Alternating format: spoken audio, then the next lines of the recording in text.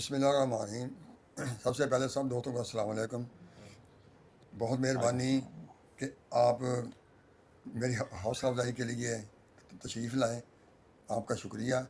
تو یہ سالگرہ تو ایک جی مل بیٹھنے کا بہانہ ہے. میں نے سوچا چلو جو ہمارے سینئر دوست ہیں اور جو وسیب ایکسپلورر کے جو ہمارے بہت ہی خوبصورت اور بہت اچھے ینگ نوجوان بھی جو ہیں سیاح، ان کو بھی مدعو کیا جائے اور ایک مختصر سا پروگرام کر کے تو جو حالات زندگی اور جو ہمارے دوست جناب اشرف صاحب اور بابر مقبول صاحب جو ٹور کر کے آئے ہیں اور ان سے بھی ہم پیاری پیاری باتیں سنیں گے. تو سب دوستوں کا شکریہ. تھینک یو جی، تھینک یو. مشتاق صاحب، آپ نے بڑے سفر کیے، تو آج ہم بیٹھے ہیں، کوئی ایسا سفر، کوئی انوکھا یادگار مختصر دوستوں کی معلومات میں اضافے کے لیے بتائیں. ٹریکنگ کے حوالے سے کوئی ہاں جی، ٹریکنگ کے حوالے سے جی سن 1996 میں ہمارا یہ 5واں ٹور تھا جو کہ نانگا پرگل بیس کیمپ کا تھا. اس وقت تو وہ راستہ بھی بالکل بہت ہی خطرناک تھا. تو اس میں اپنے 13 دوستوں کو لے کے گیا تھا. تو بہت ہی ڈینجرس اور خوبصورت پروگرام تھا. اس میں سب سے زیادہ ساتھ میرے دینے والے میرے بھتیجے تھے سلیم یوسف انصاری اور محمد اشرف انصاری تھے. انہوں نے میرے ساتھ بہت تعاون کیا. تو وہ ہمارا ایک اچھا بہترین پروگرام ہے. اور اس کے بعد پھر کیٹو کا پروگرام بھی ہمارا بہت اچھا تھا.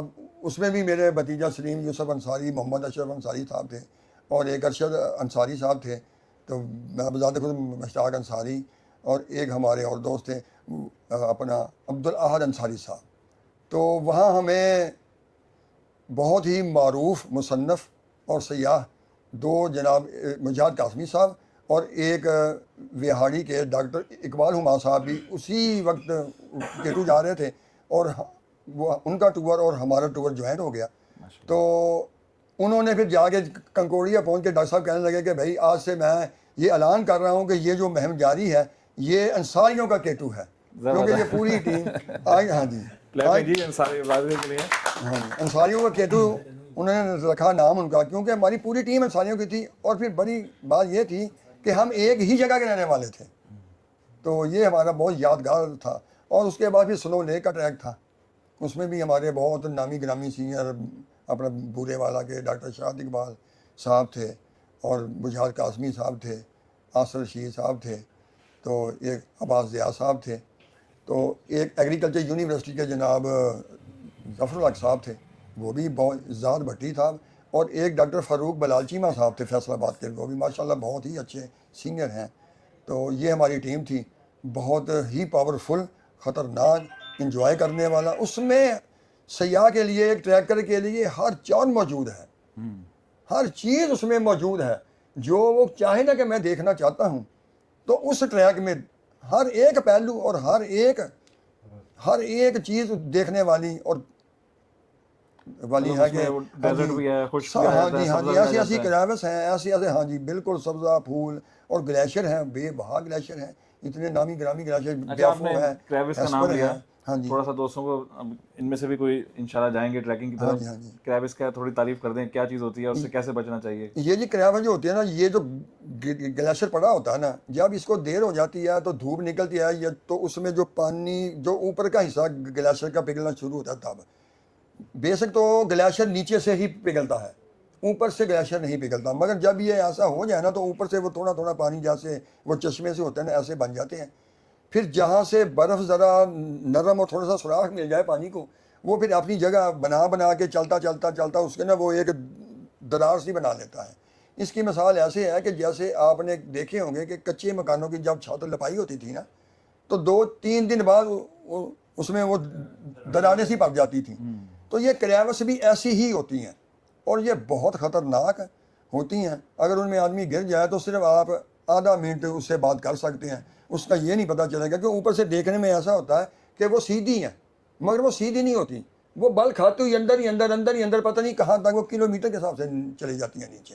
اور ابھی میں آپ کی معلومات کے لیے اضافہ کروں، کل پرسوں ہمارے گروپ میں ایک نام لیا جا رہا تھا، یاور عباس، وہ اسی میں خل گلگت سائڈ کے ہنڈا سائڈ کے تھے، اور وہ ایکسپلورر تھے، وہاں کے ایک ماؤنٹینئر تھے. وہ کوئی نیا ٹریک اور وہ کرنے جا رہے تھے، لیکن بدقسمتی سے وہ کریوس میں آئے اور ان کا انتقال ہو گیا. ایسی جگہوں پہ اللہ تعالیٰ ان کی مغفرت ایسی جگہوں پہ جی وہ روپ استعمال کی جاتی ہے، اس کے بغیر وہ ٹریک نہیں ہوتا. ہمارے ڈاکٹر شاہد اقبال صاحب بھی تو کریبس میں ہاں جی وہ گرے تھے جی, اور پھر ہاں الحمدللہ جی سروائیو الحمدللہ کیا. بچا. ہاں جی اس کا وہ روپ باندھی ہوتی ہے انہیں, رسیاں کیا کہتے ہیں اس کو, ہارنیس اور وہ چیزیں. ہاں جی وہ ایک ہوتی ہے بیلٹ, وہ کمر میں باندھنی پڑتی ہے, اور وہ بہت اچھی ہوتی ہے, ہارنس کا دھاگا ہوتا ہے ان کا بہت مضبوط ہوتا ہے, اور وہ بھی جو ہوتی ہے وہ تقریباً 50 فٹ کی اس کی ہوتی ہے لینتھ, اور ہر 10 فٹ کے فاصلے کے بعد ایک ٹینکر کو باندھا جاتا ہے اس میں, اور پھر وہ پوری لین میں وہ چلنا پڑتا ہے.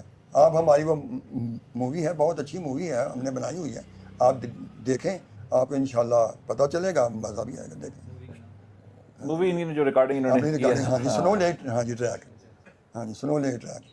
دی انصاریانز, آپ کا بہت شکریہ. دی انصاریانز اس کا نام رکھتے ہیں مووی کا, ہاں جی رکھتے ہیں دی سارے. انصاریانز آف ملتان. ہاں جی اچھا انصاری صاحب, بہت سے لوگ ہیں جیسے بھی ہمیں بھی شوق ہوتا ہے کہ جائیں, اب جیسے سہیل بھائی بھی پر تول رہے ہیں ٹریکنگ کے ہاں لیے, بالکل جی. چلیں ویسے یہ میرے سے تو کم ہے لیکن پھر بھی مجھے لگتا ہوں ان کو بھی ٹریننگ کی ضرورت ہے. اس میں کیا کیا کرنا چاہیے ٹریکنگ سے پہلے؟ جو وہ ڈاکٹر صاحب ایسا ہے کہ سب سے پہلے تو یہ دیکھا جاتا ہے کہ میں نے جانا کہاں ہے, میرا ٹریک جو ہے وہ کیسا ہے, ڈیفیکلٹی لیول کیا ہے, ایڈونچر فل ہے, اگر تو اس کے حساب سے, اس کے دنوں کے حساب سے پھر وہ کرنا پڑتا ہے کہ واک, اپنی ورزش, اپنی فزیکل فٹنس جو ہے نا وہ پھر اسی حساب سے کرنی پڑتی ہے. واک کریں, سب سے بہترین چیز تو یہ ہے کہ اپنا آپ ویٹ کم کریں, وزن کم کریں.